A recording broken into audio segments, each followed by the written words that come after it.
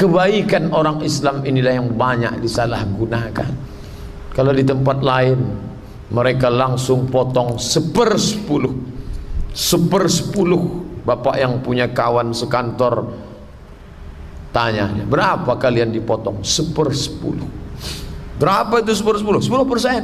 Kalau pendapatan dia 3 juta, 300.000. Kalau pendapatan dia 10 juta, 1 juta.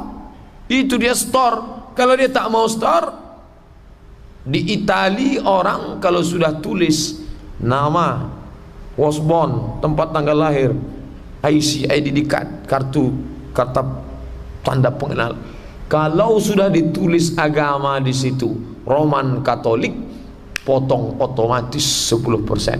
Makanya ide tidak menuliskan agama di ID card, di IC, di kartu identitas, tidak menuliskan agama, itu kronologis ceritanya. Kenapa muncul ide menghapus agama dari kartu? Supaya tidak potong 1/10. Itu asal usul ceritanya, itu dari Itali. Karena mereka itu kalau sudah buat agama, otomatis dari bank rekening masuk. Makanya tak ada mereka kotak, tak ada mereka sambil nyanyi tiba-tiba lewat kotak, parade pertama, wow. Nanti khutbah kedua lewat lagi, dipukulkan ke lutut agak 3 kali barulah keluar. Sekali 2.000, 3 kali 6.000 perak keluar. Tak terjadi itu pada agama lain. Dalam Islam kenapa? Karena kita tidak ada sistem potong atas itu. Mau sedekah, sedekahlah. Mau bayar, bayarlah. Mau tak apa-apa. Nanti disolatkan orang juga, didoakan orang juga. Kebaikan Islam ini disalahgunakan. Tapi kita tidak memikirkan orang lain ke kita. Itu tak usah kita pikirkan. Malam ini yang kita pikirkan, apa yang bekal kita bawa menghadap Allah. Sementara yang kita tinggalkan untuk istri kita sampai 560, yang kita tinggalkan untuk anak kita sampai 360, yang kita tinggalkan, okelah kalau orang tua dapat dia 80 masih masuk akal. Ini yang 2 orang ini kalau tak dididik dengan baik, habislah dia. Yang selalu mengaji, alhamdulillah, datang dia ke masjid, diberikannya. Ibu sudah bayarkan? Alhamdulillah Pak Ustadz sudah. Berapa dapat ibu? Sesuai pengajian Pak Ustadz kemarin 560. Bersih bu, bersih Pak Ustadz. Itulah maka cerah wajahnya. Udah ibu bagi ke masjid Raudhatul Sholihin? Udah Pak Ustadz, alhamdulillah. Berapa? Saya beli 3 sak. 560 dapat dia 3 sak lah dia kasih. La ilaha illallah. Kenapa sikit? Betul, masih lumayan Pak Ustadz daripada tidak sama sekali. Ke situ pula dia menengok perbandingannya. Bapak Ibu yang dimuliakan Allah Subhanahu wa taala, segala keinginan hawa nafsu, ingin ini, ingin itu, ingin ini, kalau dipeturutkan tak ada. Itu 560 sedikit. Kenapa? Ingin punya rumah 400, ingin punya kendaraan mobil baru 200, 400, 200 sudah 600. Malah kalau diminta, bagilah, saya aja masih hutang 60 tadi. Saya masih hutang 40 kata dia. Tapi kemarin baru dapat 560. Habis sudah Pak Ustaz. Kenapa? Hawa nafsu dipeturutkan, tak ada batasnya, tak pernah kenyang. Banyak 560 itu, tak banyak. Kenapa? Kebutuhan jauh lebih besar. Dulu orang menyangka kualitas pendidikan Indonesia itu rendah gara-gara guru gajinya terlalu murah. Sampai-sampai disebut lagu Umar Bakri, gaji guru hanya cukup untuk beli tahu, kata Iwan Fals. Mengikuti juga Ustadz lagu ini, tak sengaja terdengar masuk ke telinga. Dulu katanya begitu. Ini guru-guru ini menderita Pak Ustadz. Lalu mengapa demikian? Muncullah ide supaya guru-guru ditingkatkan kualitas cara mengajarnya. Muncullah apa yang disebut dengan sertifikasi guru. Tapi setelah berjalan beberapa tahun, Diknas Pendidikan Nasional, Kementerian Pendidikan Nasional, Kemendiknas mulai mengevaluasi ulang. Kenapa? Uang negara habis triliunan rupiah, kualitas pendidikan tidak meningkat. Malah guru sejak dinaikkan gajinya makin tak fokus di lokal. Beberapa kabupaten kota mengadu ke saya, Pak Ustadz, sejak guru-guru ini naik sertifikasi, angka perceraian makin tinggi. Saya tak mau sebut nama kabupatennya, menjaga kode etik jurnalistik. Ini Pak Ustadz, angkanya per tahun sampai 600. Per tahun 600 angka perceraian, artinya di kabupaten itu satu hari 2 kali orang bercerai. 600 satu hari, pagi bercerai, siang bercerai. Dan yang paling hebatnya lagi, menggugat itu perempuan. Dan yang paling hebatnya lagi, yang menggugat itu adalah guru. Loh, kenapa perempuan sejak jadi guru makin nekat menggugat? Jawabannya sederhana, karena sekarang dia sudah punya uang banyak. Dulu kalau suaminya mengancam, kau jangan macam-macam, nanti kalau aku ceraikan makan apa? Janganlah bang, sekarang abang kalau mau cerai, ceraikan aja, ini gaji aku banyak.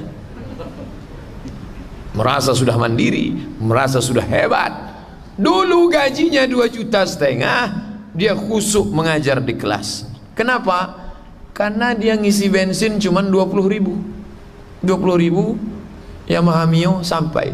Sekarang sejak gajinya 7,5 juta, dia tidak lagi fokus. Kenapa? Karena isi bensinnya 300.000. Dia sudah mulai punya Innova baru. Kalau dipencetnya klaksonnya, kredit, kredit. Pikirannya tak fokus lagi. Semakin tinggi pendapatan, semakin tinggi keperluan, semakin banyak hajat, semakin banyak keinginan bercabang-cabang. Jadi nampaklah di situ pesan Islam, bukan kualitas pendapatannya yang ditingkatkan. Saya setuju dengan peningkatan itu, tapi ada lain yang mesti ditingkatkan. Apa itu? Qanaah, merasa bersyukur dengan pemberian Allah. Sedikit itu ditambah pemerintah, bagus, tapi guru juga perlu. Ini baru satu aspek guru. Bagaimana dengan aspek yang lain? Kenapa itu yang Ustadz bicarakan? Itu maklumat yang sampai ke telinga saya. Yang dinas lain, yang pegawai model lain, tentu lain masalahnya, lain bisulnya, lain kasusnya. Yang jelas bahwa orang tidak bisa lepas dari harta. Bahagia dengan harta mungkin, tanpa harta bisa, tapi tanpa harta orang bahagia akan sulit. Kenapa? Karena ibadah itu pun semuanya pakai harta. Salat wajib menutup aurat, nutup aurat pakai kain, kain mesti dibeli, membelinya harta. Puasa ada makan sahur, ada berbuka, makan tak boleh ngemis minta, beli beras dengan apa? Harta. Bayar zakat, nisabnya berapa? 85 gram kali 500.000, 42.500.000 bagi 12, 3,6. Artinya orang Islam pendapatan terendahnya 3,6, baru dia kena zakat, baru dia anggap mampu. Di bawah itu dia dianggap orang tak mampu. Harta.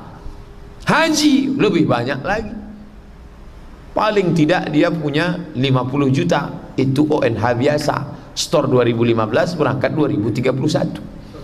Kalau dia mau berangkat bayar sekarang, berangkat tahun ini, paling tidak dia mesti punya 120 juta.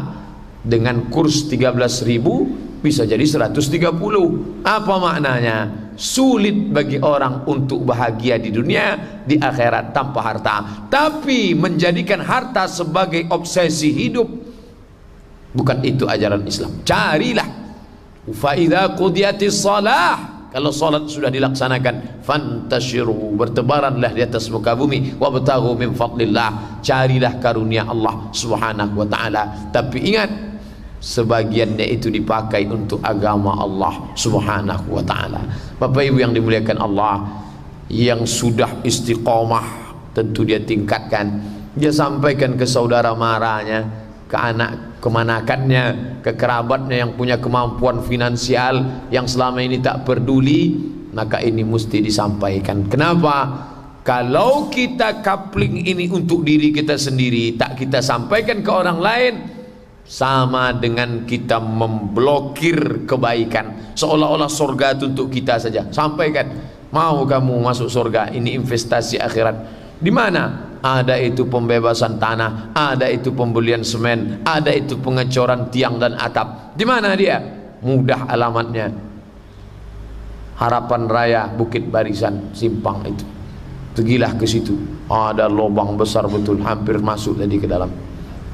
Yang menganga, yang perlu coran semen. Inilah yang akan kekal abadi. Masjid ini akan tetap tegak madamatis samawati wal ard. Selama langit di atas, bumi di bawah, dia akan tetap kekal abadi. Sementara Abdul Somad, saya hitung-hitung, saya meninggal 2040. Umur saya di situ 63. Kalau sampai, jadi saya sudah patok, aku meninggal 2040. Menjelang itu program jangka pendek, program jangka panjang, umur sekian nulis ini, umur sekian. Di ujung kalau sampai, ya Allah sampai, tak sampai pun tak apa-apa. Masjid ini akan tetap berdiri sampai 2100. Terus selama itu pula lah kita akan tetap mendapatkan tetesan air di tengah gurun pasir yang kering kerontang. Berharap kepada anak, jangan pernah berharap kepada anak. Kenapa? Kekecewaan berasal dari terlalu banyak pengharapan. Saya harapkan Pak Ustadz, ini anak pertama nih, sudah saya didik pesantren, insya Allah dia mengirimkan saya Al-Fatihah. Jangan terlalu berharap. Tapi dia baik Pak Ustadz, sayang sama saya. Iya, belum nikah, nanti dapatnya bini. Abang mau kemana? Mau bersedekah? Tak usah lah bang, cincinku aja belum berganti lagi. Tak tahu kita. Maka berharap jangan terlalu banyak. Berharaplah pada amal kita sendiri. Oh egois? Enggak, kita buat. Nanti setelah kita tinggalkan jatah dia, terserah dia. Kalau kau ingat aku bagus, andai engkau tak ingat, aku sudah berbuat untuk diriku sendiri. Kita kaplingkan ini. Kalau sekarang masih muda, susah Pak Ustadz. Saya masih banyak lagi, mau ingin kendaraan, mau ingin tempat tinggal, mau ingin tanah. Bagaimana ini Pak Ustadz? Nantilah Pak Ustadz setelah lengkap genap semua. Dua jawaban untuk orang seperti ini. Apa yakin Allah akan cabut nyawa setelah lengkap semua? Apa yakin? Apa iya ada hadis menyebut malaikat tidak akan mencabut nyawamu sebelum rumahmu baru? Tak ada jaminan. Berapa banyak rumah terbengkalai, orangnya mana? Mati sebelum tempat selesai. Berapa banyak kredit hutang tertunda, mati belum sempat lunas. Maka ketika dia sedang ada, pakailah. Tapi Allah tak minta semua. Sampai datang sahabat, ambillah semuanya ya Rasulullah. La. Kalau kau tak mau semua, asyatru setengah. La. Kalau kau tak mau setengah, as-sulusu kasir, sepertiga pun terlalu banyak. Tapi diambil Nabi juga. Ini dalil paling sedikit, sepertiga. Kalau sekarang saya masih sayang Pak Ustadz, tulis surat wasiat, sepertiga hartaku untuk Masjid Raudhatus Shalihin. Hanya saja kalau wasiat ini memang baik, tapi baik yang tertunda. Beda dengan hibah. Kalau hibah ini untuk masjid langsung dapat, tapi kalau wasiat itu syarat wasiat baru berpindah setelah orangnya mati. Makanya pengurus kalau dapat wasiat jangan senyum dulu. Pak, ini saya wasiatkan 1 M untuk masjid. Kapanlah matinya ini? Karena itu tak cash, nunggu orangnya meninggal baru. Tapi kalau kata dia ini hibah, itu bisa langsung dapat. Tapi kalau wasiat, tapi jadilah daripada tidak sama sekali. Yang wasiat itu, itu kita terima saja. Coba data mana, umur berapa. Mudah-mudahan kalau dia sakit keras, ya Allah, kalau memang baik dia sembuhkan. Tapi kalau memang menyulitkan keluarganya, makin cepat, lebih baik ya Allah. Baik untuk keluarganya, baik juga untuk masjid kami. Boleh berdoa begitu Pak Ustaz? Boleh. Nah, hadis menyebut in kanat al-hayatu khairul lahu, kalau hidup lebih baik bagi dia, kasih dia hidup. Tapi kalau ada yang lebih baik bagi dia daripada itu. Tapi kalau takut keluarganya tersinggung, mana tahu bapak ibu diundang ke ruang ICU nampak napasnya udah setengah-setengah, kadang-kadang lurus, tit. Udah senyum pengurus, nengok itu, bunyi lagi. Nah itu doanya jangan terlalu dalam hatinya, pula kuat-kuat. Kalau memang mati lebih baik bagi dia, segerakanlah ya Allah. Jangan tersinggung. Andai keluarga kita digitukan orang, apa rasanya? Dalam hati aja kita doa. Amin, kata, mati langsung. Bapak Ibu yang dimuliakan Allah Subhanahu wa taala, orang Islam tak perlu takut dengan kematian. Kenapa? Aina ma takunu, dimanapun kau berada, yudrikumul maut, kematian akan mendatangimu. Bukan kita yang datang. Yudrikumul maut, kita berjalan nih, kematian itu sudah mengintai. Abdul Somad kemana dia berjalan, kematian itu sudah mengintai. Pergi dia ke Pasir Pengarayan hari Rabu, kematian mengintai.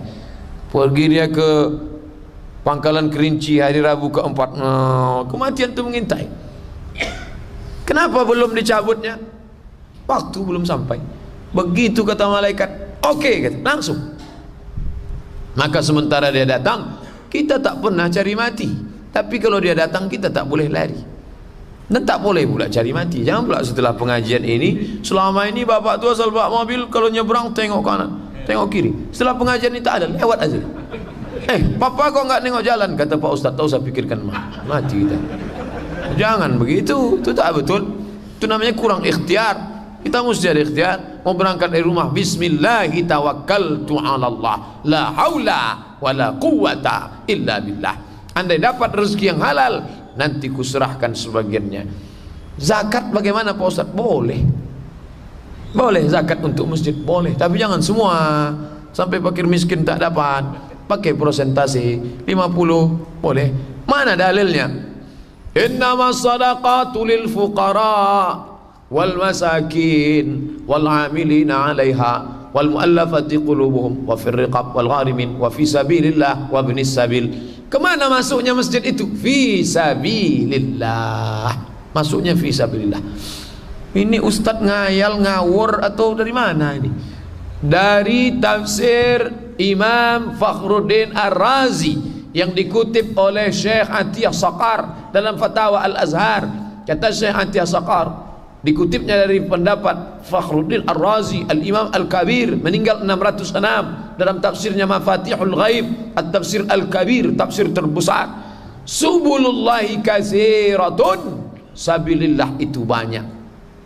Ini masjid, ini kampung. Tunggu sebentar. Ini masjid, ini kampung.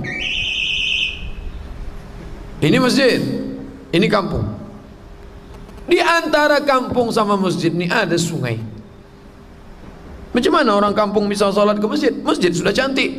Maka membangun jembatan boleh dari uang zakat. Oh, sampai begitu. Bukan untuk bangun masjid. Membangun jembatan dari kampung ke masjid boleh. Kenapa? Karena ma la yatimul wajib illa bihi fahuwa wajib. Tak bisa orang sholat kalau tak ada jembatan. Membuatkan jembatan, lalu jembatannya dipakai orang kampung untuk lalu lalang, boleh. Karena itu sarana orang untuk ke masjid. Sampai begitu. Kalau untuk jembatannya boleh, apalagi untuk masjidnya. Tapi jangan gara-gara boleh untuk masjid, habis zakat dibaginya ke masjid. Fakir miskin pas nanya, Pak, jatah kami selama ini mana? Udah habis ke masjid semua. Siapa yang ngajarkan gini? Ustaz Abdul Somad. Didoakan fakir miskin. Matilah Ustaz Abdul Somad itu. Gara-gara ceramah dia kami tak dapat. Oh jangan. Saya takut juga doa orang ini. Da'watul mazlum la turad. Doa orang zalim teraniaya tak ditolak oleh Allah Subhanahu wa taala. Itu kaji kita malam ini. Kesimpulannya Bapak simpulkan sendiri. Yang payah menarik kesimpulan, asal nampak semen sama batu itu dapatnya kesimpulan. Jangan simpan-simpan duit. Kenapa? Karena dia akan tinggal. Inilah yang kekal abadi menolong di hadapan Allah Subhanahu wa taala. Kita salat Isya, nanti kita lanjutkan. Subhanakallahumma wa bihamdika asyhadu an la ilaha illa anta astaghfiruka wa atubu ilaik. Wassalamualaikum warahmatullahi wabarakatuh. Alhamdulillah wassalatu wassalamu ala Rasulillah. Allahumma salli ala sayyidina Muhammad wa ala ali Muhammad. Subhanaka la ilma lana illa ma 'allamtana innaka antal alimul hakim. Rabbi shrah li sadri wa yassir li amri wahlul 'uqdatam min lisani yafqahu qawli. Ada saudara-saudara kita yang diuji Allah taala dengan harta, ada yang diuji dengan kuasa, Ada yang diuji dengan sehat, tapi ada juga yang diuji dengan sakit. Berobat dengan medis sudah, berobat dengan herbal sudah, berobat dengan ruqyah sudah, berobat dengan doa sudah. Apa yang belum dicoba? Ada satu hadis belum dicoba. Dawu mardakum bis sadaqah. Dawu, obatilah, mardakum, orang yang sakit di antara kamu, bis sadaqah, dengan sedekah. Obatilah orang yang sakit. Kalau orang sakit diobati dengan madu, masih masuk akal. Zat-zat dalam madu menyembuhkan dia. Orang sakit dikasih minum habba sauda, masuk akal. Al-habbatu sauda shifaun min kulli da. Masih ada hubungan logisnya. Apa hubungan penyakit dengan sedekah? Orang yang tak bertuhan, sekuler, tak ada hubungan logisnya ini. Tapi orang yang bertuhan, sakit dari Allah, sembuh dari Allah. Kalau Allah berkehendak, innama amruhu iza arada syai'an yaqula lahu kun fayakun. Maka salah satu cara yang belum ditempuh, sedekah. Bagaimana caranya? Ini saya sedekah untuk kesembuhan saya. Ini sedekah untuk. Boleh berdoa dengan kompensasi, boleh.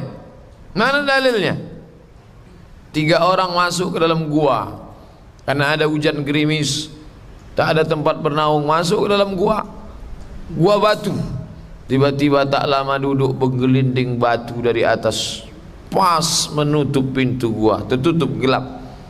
Berdoa dia dengan bertawassul. 3 orang di dalam gua. Ya Allah, dulu aku punya pembantu, gaji belum dia ambil, dia sudah kabur, tak tahu kemana pergi. Duitnya ku pegang, mau ku makan takut, mau ku kasih orangnya tak tahu di mana. Maka gajinya itu ku belikan kambing. Kambingnya beranak pinak. Sekarang kambingnya itu penuh pekarangan isi kambing dia. Lalu kemudian datang dia, ku panggil dia, hei mantan pembantuku, sini, ingat dulu gajimu tidak engkau ambil, ya? Gajimu itu kubelikan kambing. Mana kambing itu sekarang? Nih, kalau engkau mau ambillah. Diambilnya ya Allah, satu pun tak disisakannya. Habis. Tapi aku ikhlas, tak ku cakapkan. Kalau memanglah itu menjadi amal sedekah, bukakanlah pintu gua ini. Terbuka. Hadis Sahih Bukhari. Ini dalil bahwa sedekah bisa dijadikan alat sebagai bertawassul. Begitu juga dengan kesembuhan. Ya Allah, dengan sedekahku ini aku bermohon kepadamu, berikanlah kesembuhan. Tapi kambing itu dia kasih dulu, baru dia bersedekah. Bukan dijadikan sebagai alat. Ya Allah, kalau kau sembuhkan, ini kau sedekahkan. Tapi kalau tak kau sembuhkan sampai mati, aku tak bersedekah. Oh jangan, jangan diancam-ancam Allah. Kita macam tukang debit kolektor dengan Allah Ta'ala. Tak bisa Allah diancam. Kita berminta, memohon. Makanya doa itu meminta. Ya Allah, tolonglah kami ya Allah, meneteskan air mata. Ini ku sedekahkan, aku sudah melawan hawa nafsuku, cinta harta. Mau beli baju tak ku ganti bajuku, mau beli kendaraan tak jadi ku ganti. Ya Allah, mohonlah aku kepadamu ya Allah. Maka dengan Rahman dan Rahimnya, Allah tahu hati ini luluh, maka dia bagi. Masuk akal. Bapak Ibu yang dimuliakan Allah Subhanahu wa taala, dawu mardakum, obati orang yang sakit di antara kamu bis sedekah. Pada zaman Imam Abdurrahman Ibnu Mahdi, datanglah orang, lututnya bernanah, puluhan tahun berdoa tak sembuh. Obat sudah dimakan, herbal sudah dimakan, doa ruqyah sudah. Hai Imam Abdurrahman Ibnu Mahdi, ya, ini semua cara sudah, tapi belum sembuh juga. Kata Imam Abdurrahman Ibnu Mahdi, tunggu sebentar. Istikharah Imam Abdurrahman Ibnu Mahdi, ahli hadis. Oh, ingat dia, dawu mardakum bisedekah. Ada satu yang belum kau lakukan. Apa itu? Cari kampung yang tak ada sumurnya, terus buat sumur di situ. Itu obatnya. Iya. Pergi dia ke kampung, tak ada sumur, dibuatkannya sumur. Lalu orang berduyun-duyun minum dari tempat itu, melimpah ruah. Lalu setelah itu rupanya Allah menurunkan rahmat berkat tenggorokan orang-orang yang basah karena air sumurnya tadi. Kebetulan orang saat itu perlu air. Di Pekanbaru jangan lagi sedekah sumur, air sudah melimpah ruah. Sekarang ini di mana-mana air, sampai digalikan parit biar supaya air jangan menggenang. Pekanbaru kota berkuah. Jangan lagi sedekah air. Apa yang diperlukan? Semen, sedekah semen. Batu, sedekah batu kerikil. Besi, sedekah besi. Keramik nanti, belum masanya. Keramik dulu orang jamaah masjid Raudatul Sholihin rajin nyumbang keramik sampai memanjik keramik Wakateh. Nanti, sekarang kita belum perlu itu. Yang perlu sekarang semen tiang sama atap. Ini yang diperlukan. Maka inilah yang utama. Sedekah itu yang paling utama adalah apa yang paling dibutuh, yang paling diperlukan, apa yang paling dibutuhkan. Maka itulah yang kita berikan. Maka kita tidak melihat ini sebagai beban. Ini beban Pak Ustadz bagi sebagian orang, ya, tapi ini adalah tantangan. Berapa banyak masjid-masjid besar selesai. Kenapa? Karena orang menganggap itu sebagai tantangan. Berapa banyak orang yang berjiwa kerdil kecil melihat itu sebagai beban, lalu dia stres. Orang beriman tidak. Ketika Bani Israel menakut-nakuti Musa, Musa, di belakang kita itu Fir'aun, nampaknya di belakang kita, ditangkapnya kita, matilah kita ini Musa. Apa kata jawab Musa? Kalla, kalla, tidak. Inna ma'iya rabbi sayahdin. Bersamaku ada Rabb Allah sayahdin, dia akan menolong aku. Itulah tempat bersandar, tak ada yang lain. Datang pula Abu Bakar kepada Nabi, ya Muhammad, ini orang kafir menangkap kita. Kalaulah dia menengok ke bawah, ini gua kecil, mereka di atas, kencing orang kafir itu di atas. Kalaulah dia tengok ke bawah, matilah kita. La tahzan, innallaha ma'ana. Jangan kau bersedih Abu Bakar, Allah bersama kita. Maryam juga merasakan itu. Apa tak sedih Maryam? Ayah meninggal, sekarang diasuh oleh ayah angkat Zakaria, tapi hamil tanpa suami. Tak sanggup menengok orang muka Bani Israel mengejek. Makana abuki mra'a sau'in, bapakmu bukan penjahat. Wa makanat ummuki baghiya, ibumu bukan wanita tunasusila. Kenapa kau hamil tanpa suami hai Maryam? Malu kami sebagai Bani Israel. Tapi Allah mengatakan la tahzani, jangan kau sedih. Jangan kau sedih. Kenapa? Karena Allah akan menolong engkau. Begitu juga ketika Fir'aun akan memotong anak kecil. Yudhabbi'una abna'akum, anak laki-laki dipotong hidup-hidup. Wa yastahyuna nisa'akum, anak perempuan dibiarkan hidup. Apa kata Allah kepada ibu Nabi Musa? La takhafi, jangan kau takut. Wa la tahzani, jangan kau sedih. Ada rasa cemas, ada rasa takut, jangan kau takut, jangan kau sedih. Tapi kita bersama-sama, yadullah ma'al jamaah.